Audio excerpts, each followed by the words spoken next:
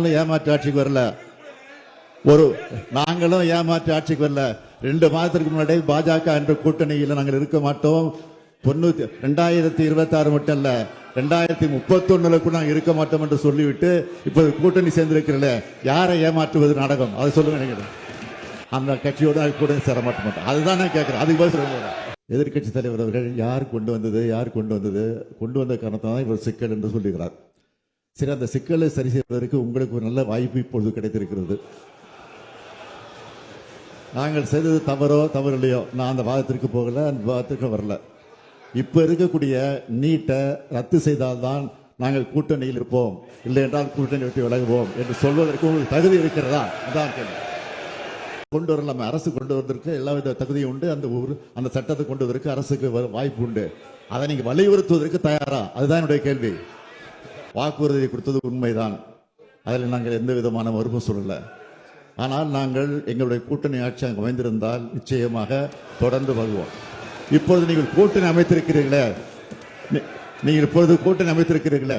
இந்த கண்டிஷனை போட்டு அந்த கூட்டணியை தொடர்வதற்கு உங்களுக்கு அருகதை இருக்கிறதா என்றுதான் கேள்வி. இன்னைக்கு முதலமைச்சர் இப்படி துடிதுடிக்க பேசுறார். ஏங்க நாங்க கூட்டணி வச்சா நீங்க எங்க பதறீங்க? முதலமைச்சர் சட்டமன்றத்தில் ஏன் கோவப்படுறீங்க?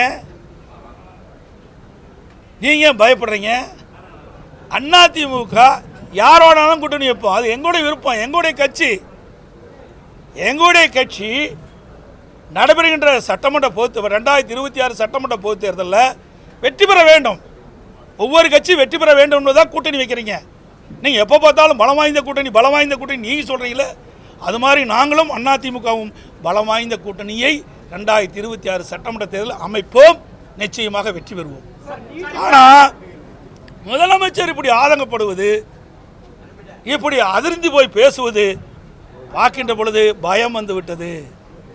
அதிமுக கூட்டணி அமைக்கப்பட்டு விட்டால் ஆட்சி மாற்றம் ஏற்படும், திமுக ஆட்சி இழக்கும், அதிமுக ஆட்சி வரும் என்று அவர் மனதிலே வந்த காரணத்தில் தான் அந்த வெளிப்பாடு பார்க்கப்படுகிறது. சட்டமன்றத்திலே நேருக்கு நேர் பார்த்தேன், அவர் பதற்றப்படுறதை பார்த்தேன், அவருடைய பேச்சிலிருந்து வர வார்த்தைகளை பார்த்தோம். அதிமுகவை பொறுத்த வரைக்கும் திராவிட முன்னேற்ற கழகத்தை அகற்றப்பட வேண்டும் என்று ஒத்த கருத்துடைய கட்சிகளெல்லாம் ஒன்றாக இணைத்து வாக்குகள் சிதறாமல் நாங்கள் கூட்டணி அமைப்போம்.